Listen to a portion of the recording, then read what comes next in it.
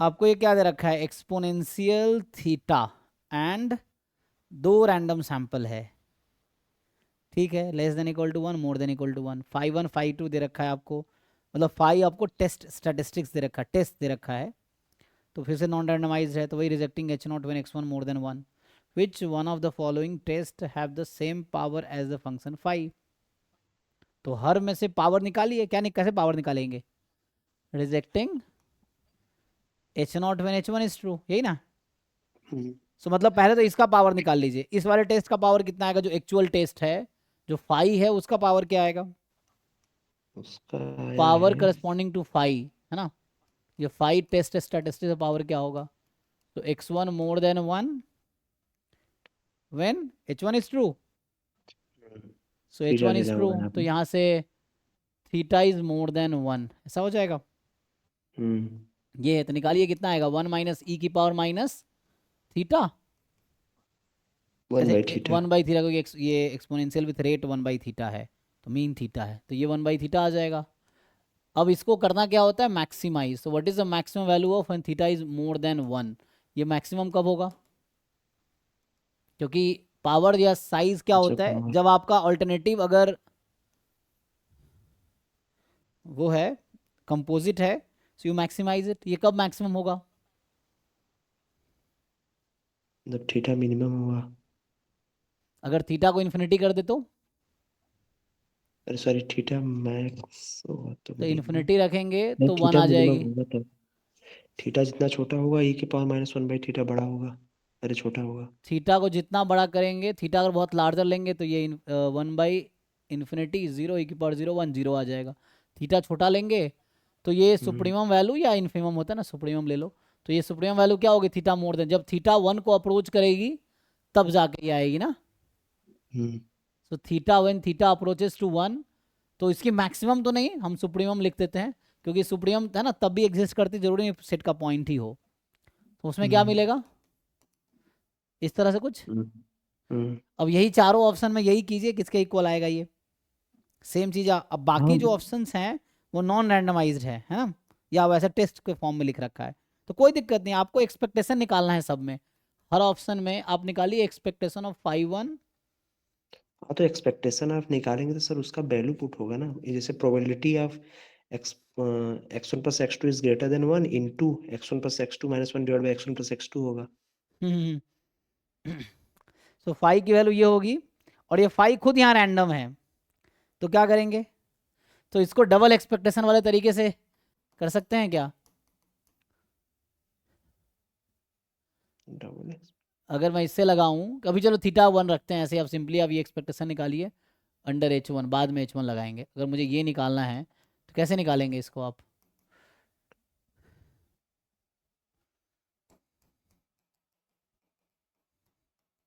मान लो यहाँ कुछ भी कंडीशन में ले लूँ, गिवन x1 x2 या गिवन है ना, तो यहाँ से अगर हम सॉल्व करें, कहना मतलब टोटल प्रोबेबिलिटी टाइप का लगाए हम, यहाँ पे क्या होगा, टोटल प्रोबेबिलिटी जैसा कुछ लगाना पड़ेगा, कि 1 - 1/x1 + x2 ऐसा कुछ है ना ये, जब x1 + हम्म x2 पॉजिटिव है, मोर देन 1 है, तो 1 पे ये, मतलब यहाँ पे जो है 5 1 मेरे पास, ये कुछ ट्रिक लगेगा यहाँ पे है ना, देखिए कि ये क्या दे रखा है, 5 1 आपके पास 5 1 है, x1 प्लस x2 माइनस 1। हाँ इसको अगर ओपन करेंगे तो ठीक है। ऐसा हो जाएगा, हम्म ये आपके पास है एक्चुअली, हम्म।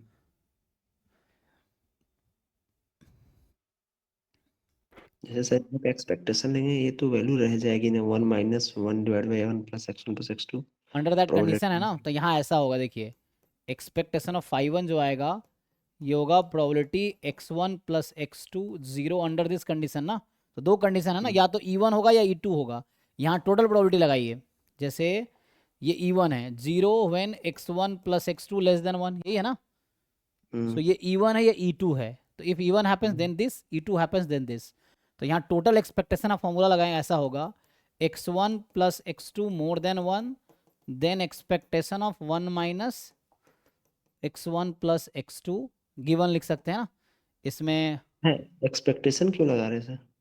वैल्यू पुट करते हैं ना, नहीं नहीं, कैसे वैल्यू पुट करें? Probability into x. मतलब ए वैल्यू ले रही है, क्या ले रही है? एक्सपेक्टेशन एक नंबर आएगा यहाँ पे ना, तो आपको उसके अकॉर्डिंग लगाना पड़ेगा। वैल्यू कब पुट करते हैं? ये डिस्क्रीट है कि कंटिन्यूअस है, मुझे ये बताइए पहले। ये फाइव वन जो है, कंटिन्यूअस। फिर तो कैसे पुट करेंगे?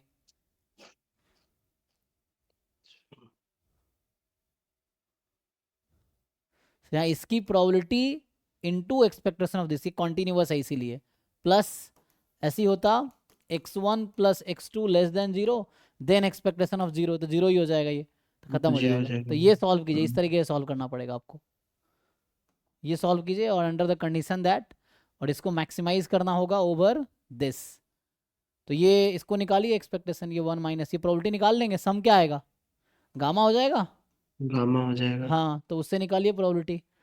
तो x1 प्लस x2 आपका गामा 2 कॉमा रेट 1/थीटा दे रखा है ना, इस तरह से है। सो ये हो जाएगा, तो इसका पीडीएफ लिख लीजिए। तो मोर देन 1 का क्या आएगा? क्या आएगा इसे फिर से मतलब इसको, ये तो गामा है ना, पहले लिखना पड़ेगा। सीडीएफ निकालिए, तो ये प्रोबेबिलिटी निकालिए क्या आता है इसका, पहले पीडीएफ लिख लीजिए। इसका पीडीएफ मान लो y मान लो अभी के लिए चाहो तो कितना आएगा। तो मान लीजिए बीटा ये है जो पीडीएफ आपको दे रखा है, थीटा डिनोमिनेटर में है, रेट 1/थीटा है। सो आएगा 1/थीटा की पावर क्या होता है, बीटा की पावर अल्फा 2, गामा 2 1 हो जाएगा, y की पावर 2 माइनस 1 1, e की पावर माइनस, यहाँ बीटा है ना, सो y/थीटा ये आ जाएगा इसका पीडीएफ। अब निकालिए मोर देन 1 प्रोबेबिलिटी कितनी होगी।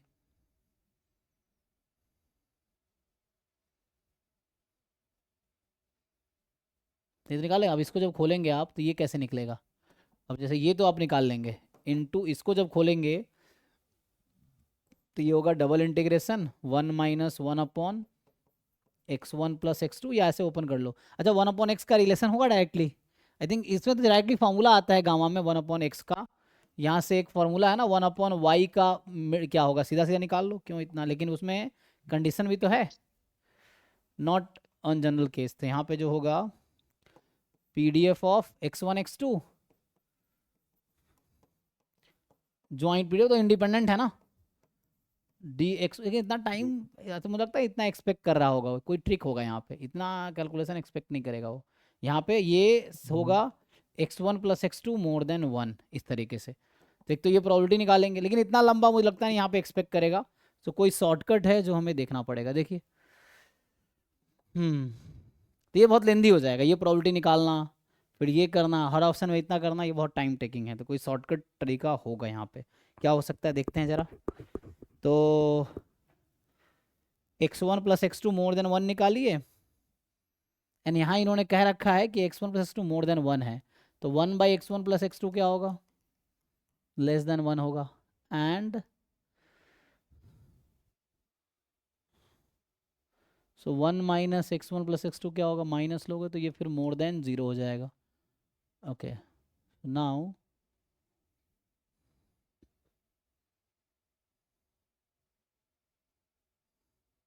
एक मिनट, हमने क्या किया, पहले माइनस से मल्टीप्लाई किया, हाँ 0 हो गया। तो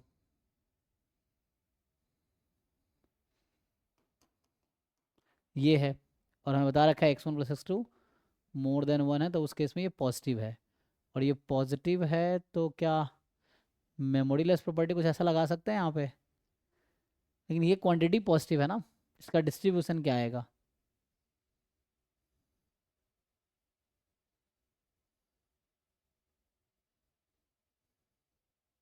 क्योंकि ये बहुत लेंदी है, यही चीज़ आपको चारों ऑप्शन में करना है, जो कि एग्जाम में ये एक्सपेक्ट नहीं करेगा कि इतना कोई सॉल्व करेगा। कोई यहाँ शॉर्ट ट्रिक होगा जो लगाना पड़ेगा। जैसे दूसरे वाले पार्ट में देखिए, जैसे फोर्थ वाला भी है, तो वो कट के 1 माइनस 4 टाइम आ जाएगा। देखिए एक ट्रिक ये समझ आ रहा है कि आप अगर देखेंगे तो जो पहला ऑप्शन में सब 5 में 1 है, ये ऐसा कुछ है ना। तो यहाँ सब पे में कुछ ये लगेगा 5 2, आप देखेंगे तो ये है यही ना, 1 - 1/2 time x1 x1 + plus x2। x2 तो ये यहाँ पे कुछ तो ट्रिक है जो लग रहा है। 5/3 जो उतना नहीं करना पड़ेगा, 1/3 x1 + x2, तो यहाँ एंड 5/4 जो है ये 1 - 1/4 x1 + x2 और x1 + x2 मोर देन 1।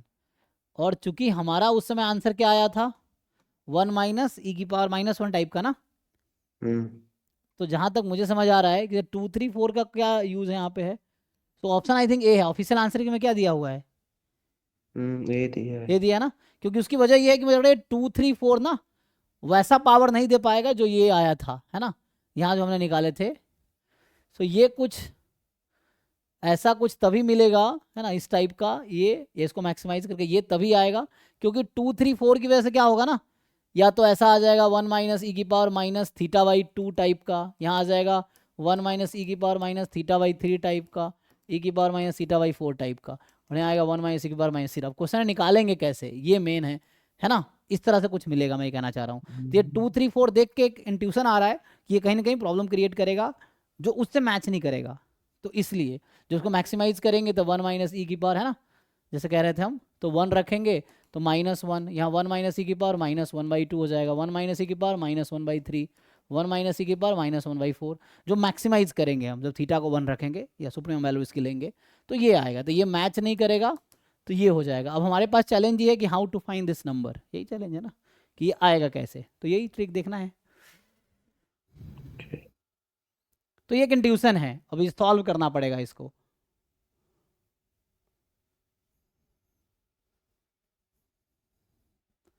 है ना, क्योंकि 2 3 4 प्रॉब्लम क्रिएट करेगा, तो ये यहाँ से ही है, बट एग्जाम में तो लगा सकते, लेकिन प्रूफ करने, क्वेश्चन नंबर 18 एक बार।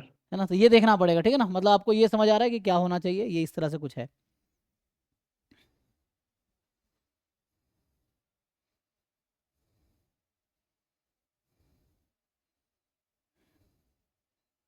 हम्म, 18 क्या कह रहा है कि टी जो है आपका कंप्लीट एंड सफिशियंट है फॉर पी, है ना, T B a complete and sufficient for P.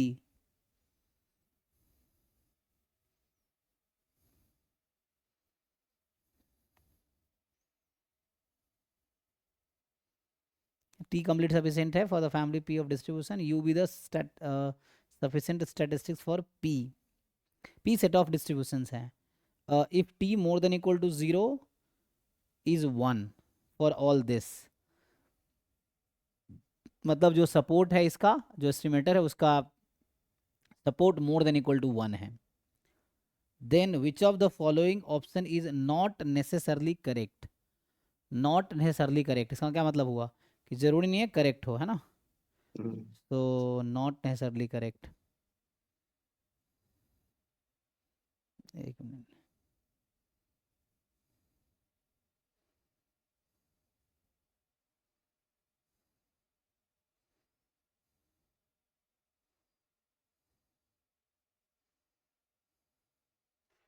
क्या बोलना चाह रहे हैं, T square is a complete statistics for P, T square is a minimal sufficient statistics for P, T is a function of you, you is a function of T, T complete sufficient है और you क्या था, you sufficient है। तो minimal sufficient और complete sufficient में क्या difference है, उसका सबसेट होता है। ऐसा कोई थ्योरम है कि minimal sufficient is, sorry, complete and sufficient estimator is minimal sufficient. अगर कंप्लीट है हम्म, तो सफिशिएंट स्टैटिस्टिक्स जो है वो मिनिमल बन जाता है, मिनिमल हो जाता है। तो वही बात है ना, complete and sufficient is minimal sufficient. अच्छा, हम्म तो इसका मतलब है यू क्या है, यू जस्ट सफिशिएंट है, नॉट मिनिमल सफिशिएंट। एक minute, you is only sufficient and P is minimal sufficient, ठीक है। अब मिनिमल सफिशिएंट का डेफिनेशन क्या होता है, T is a complete and sufficient, you is a, हाँ, यहाँ पे टी कंप्लीट एंड सफिशिएंट दिया है। हाँ, तो वो मिनिमल सफिशिएंट हो जाएगा। हम्म, हम्म टी आपका मिनिमल सफिशिएंट हो गया और यू जस्ट सफिशिएंट है। तो आप मिनिमल सफिशिएंट का डेफिनेशन देखिए कैसेला बर्गर में पहला डेफिनेशन लाइन ही है, क्या है मिनिमल सफिशिएंट का डेफिनेशन क्या है? डेफिनेशन बताइए।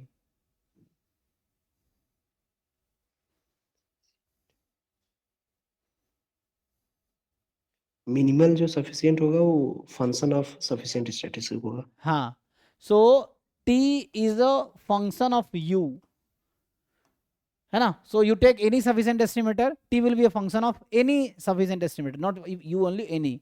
तो यहाँ टी फंक्शन ऑफ यू हो जाएगा। तो यहाँ से आंसर क्या है आपके पास? वही आंसर होगा, सी होगा।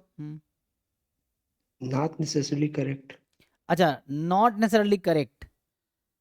अच्छा, कौन करेक्ट नहीं हो सकता ये बताना है, ट्रू नहीं बताना है, फॉल्स बताना है ना। तो फिर you is a function of T नहीं होगा, क्या? तब you is a function of T नहीं होगा फिर। हाँ, ये सुने कहीं देखा। अब वहां देखिए आप, टी का जो है सपोर्ट पॉजिटिव है, तो मैं आपसे पूछूं कि इसके लिए क्या T square one one function है कि नहीं टी का? कैन वी से T square is one one function of T on this domain? Yes, क्योंकि है ना, तो वन वन आप जानते हैं, one one function of complete sufficient is complete sufficient, one one function of minimal sufficient हो जाएगा।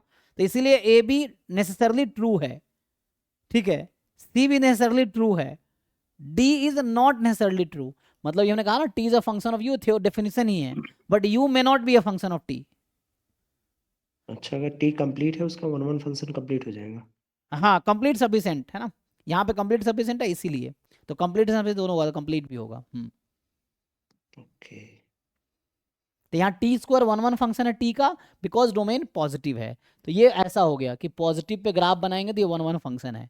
सो एवरी इनवर्स इमेज जो होगा यूनिक आएगा, है ना, क्योंकि वो खत्म हो गया नेगेटिव वाला सिचुएशन, इसीलिए। ठीक है ये।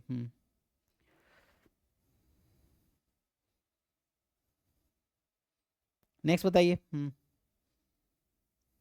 टेस्टिंग में हो गया।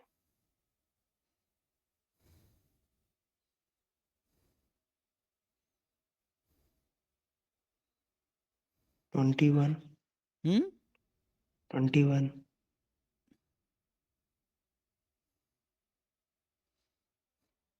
इसमें क्या, एक रैंडम वेरिएबल है हैविंग दिस, फिर से वही 5 मोस्ट पावरफुल टेस्ट है, साइज लेवल का, इतना लेवल का, based on X, which of the following option is not necessarily correct. So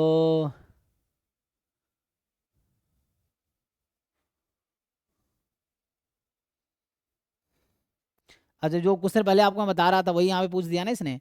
level 0.05 है, तो साइज क्या होगा, लेस देन 0.05। तो वही ऑप्शन सी कह रहा है, तो सी तो करेक्ट है, नेसेसरली करेक्ट है, ठीक है। पावर इज मोर देन, आपको पता है अनबायस्ड टेस्ट का डेफिनेशन? पावर जो होगा साइज से बड़ा होना चाहिए। अल्फा ज्यादा होगा, है ना। ये है। तो मुझे तो ऐसा लग रहा है कि जो जो बी और सी ट्रू है, क्योंकि ये मोस्ट पावरफुल टेस्ट है, और जो every most powerful test is unbiased test, ऐसा कह सकते हैं, है ना। मैंने कहा था ना, अनबायस्ड टेस्ट का लार्जर है और ये most powerful test UMP test, तो यूएमपी एक बॉक्स है अनबायस्ड में। So every UMP test is unbiased test. तो अनबायस्ड टेस्ट का अगर डेफिनेशन आपको पता है तो बी और सी तो नेसेसरली ट्रू ऑप्शन है।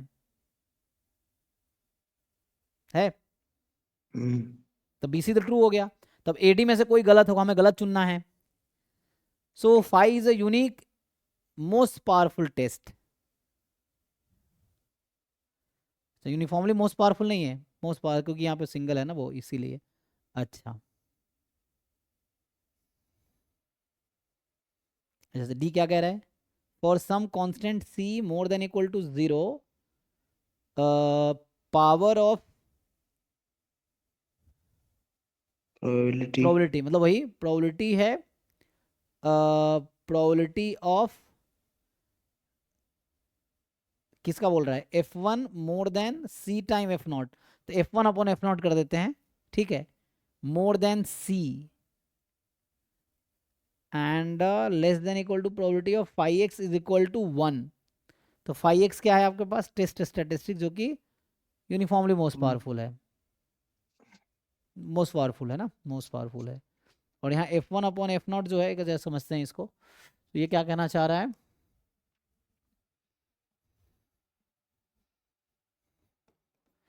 F1 upon F0 is more than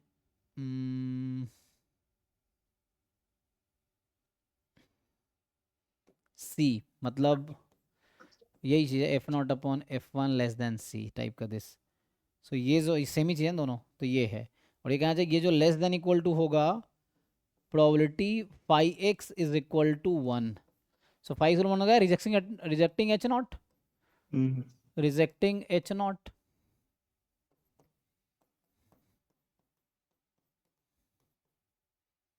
less than 1 by C। ये भी तो रिजेक्शन रीजन ही होता है। अच्छा, तो लेस देन 1 बाई C हो गया ना यहाँ पे। तो यहाँ पे जो आपके पास है F1 अपॉन F0, ये रिजेक्शन रीजन है। ये लाइक्लीहुड रेशियो टेस्ट कहता है, लेकिन ये इसके डिपेंड करेगा ना इसमें। तो ये F0 अपॉन F1 कब होता है? जब ये आपका क्या होना चाहिए, ये रिजेक्शन रीजन कब आएगा?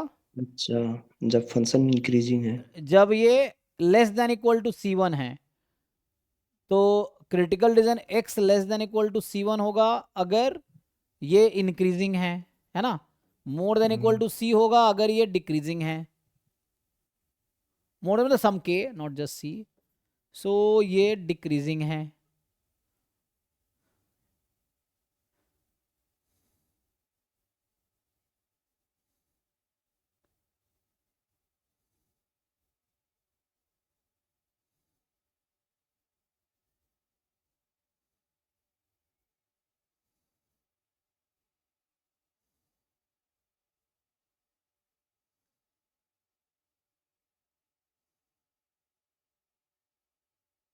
हाँ, मतलब ये भी तो रिजेक्शन रीजन, जो भी आएगा, मान लो x less than equal to C हो या x more than equal to C हो, जो भी आएगा रिजेक्शन रीजन ही आएगा।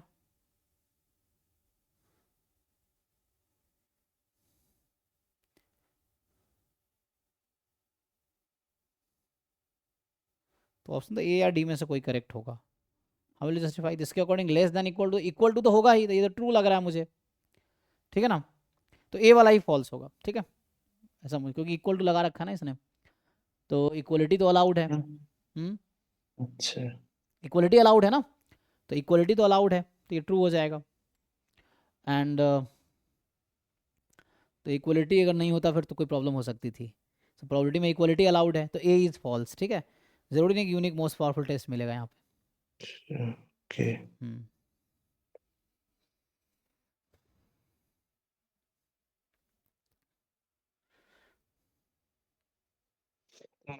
मोस्ट पावरफुल टेस्ट तो वैसे भी यूनिक नहीं होता है ना। हाँ हाँ, वैसे भी यूनिक नहीं होता।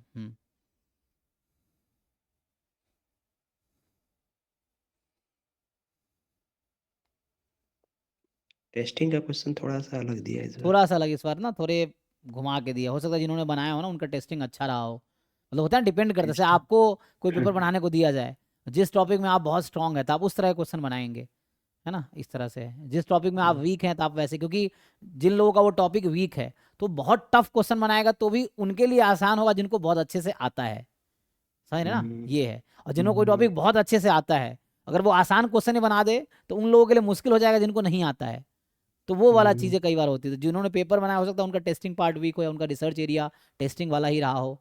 तो इस तरह से क्या होता है, फिर वो इस तरह के क्वेश्चन बनाएंगे, वैसा होता है। गेट में 45 मार्क्स तक अंडर 50 आ सकता है। हाँ हाँ, मुझे लगता है पेपर से कुछ, जैसे आप जिस तरह क्वेश्चन पूछ रहे हैं ये सब तो मुश्किल ही है। पेपर थोड़े पिछले साल का मुझे लगता है थोड़ा टफ ही है अगर देखे तो। 2023 जैसा हमको लग रहा है। हाँ, क्योंकि पिछले साल तो टफ ही है, तो आराम से आएगा ना। इवन पिछले साल भी जब पेपर आसान था तब 45 मार्क्स पे 22 रैंक था, पिछले साल ही था नवीन का 22 रैंक, ये है। तो इस बार तो थोड़ा तो मुश्किल, पिछले साल नवीन वर्षनी जो लड़का है जो आईआईटी रुड़की से पीएच गुवाहाटी से पीएचडी कर रहा है अभी, तो पिछले साल उसका 42 रैंक था। मतलब 45 मार्क्स था तो 22 रैंक आए थे।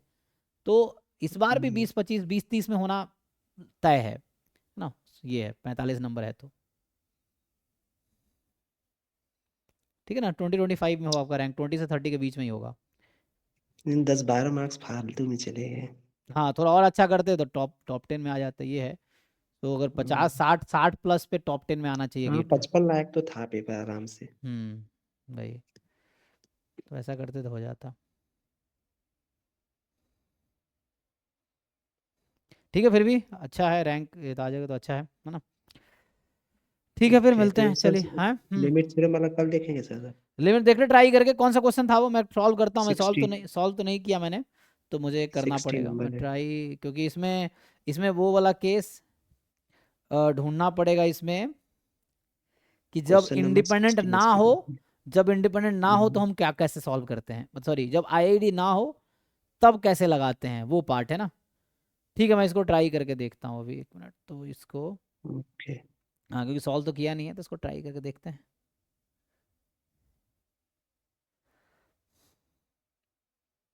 ठीक है, चलिए नेक्स्ट क्लास में ट्राई करते हैं इसको। ओके, गुड ठीक है, night. Thank you, good night. हाँ, तो